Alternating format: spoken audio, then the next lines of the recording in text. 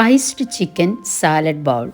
ഇതിനായിട്ട് നമ്മൾ ആദ്യം തന്നെ സ്പൈസസ് ഒക്കെ ഒന്ന് റോസ്റ്റ് ചെയ്തെടുക്കുക.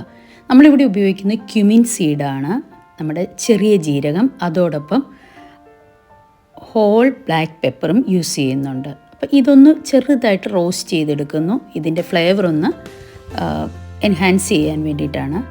ഇത് കഴിഞ്ഞ് നമ്മൾ തീയെല്ലാം അങ്ങ് ഓഫ് ചെയ്യണം കേട്ടോ, അല്ലെങ്കിൽ നമ്മുടെ ചില്ലി പൗഡർ കരിഞ്ഞു പോകും.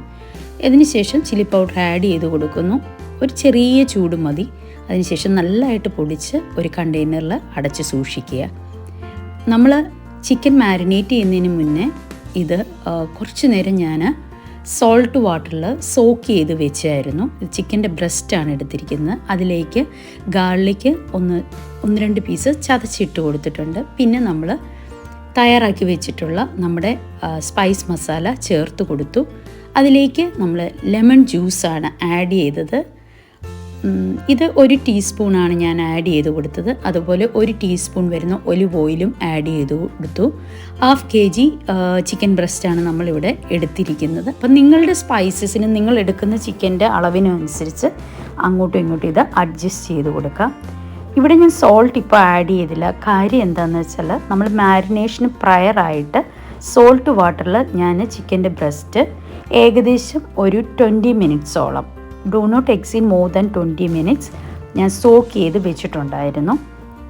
അങ്ങനെ ഏകദേശം 1 ടീസ്പൂൺ സോൾട്ട് എടുത്ത് 1/2 കപ്പ് വെള്ളം ആഡ് ചെയ്ത് അതിൽ സോക്ക് ചെയ്ത് വെക്കുകയാണെങ്കിൽ നമ്മുടെ ചിക്കൻ ഇങ്ങനെ റോസ്റ്റ് ചെയ്തെടുത്താൽ നല്ല ടെൻഡറായിരിക്കും. കാര്യം വാട്ടർ റിട്ടൻഷൻ അതിനകത്ത് സംഭവിച്ചിരിക്കും ഓൾറെഡി. പിന്നെ ഇത്തിരിയുടെ സ്പൈസസ് ആഡ് ചെയ്ത് കൊടുത്തു. അങ്ങനെ നമ്മളുടെ ചിക്കൻ ഇവിടെ റോസ്റ്റായി കിട്ടിയിട്ടുണ്ട്. ഇനി നമ്മൾ ഏതൊക്കെ വെജസ് ആണോ ആഗ്രഹിക്കുന്നത് അതെല്ലാം കട്ട് ചെയ്യുക, ഒരു ബൗളിലോട്ട് അറേഞ്ച് ചെയ്യുക. പിന്നെ നമ്മുടെ ഈ റോസ്റ്റ് ചിക്കനും ആഡ് ചെയ്ത് കൊടുക്കുക. ഇതിലേക്ക് നമുക്ക് ഒന്ന് ഫ്ലേവർ എൻഹാൻസ് ചെയ്യാനായിട്ട് if you want to add salad dressings നിങ്ങൾക്ക് ചെയ്യാം. അല്ല വെറുതെ സോൾട്ടും പെപ്പറും ഇട്ട് കൊടുത്താൽ മതിയെങ്കിൽ അങ്ങനെയും ചെയ്യാം കേട്ടോ. ഞാനിവിടെ ഇത്തിരി സാലഡ് ഡ്രസ്സിങ് ആഡ് ചെയ്തിട്ടുണ്ട്.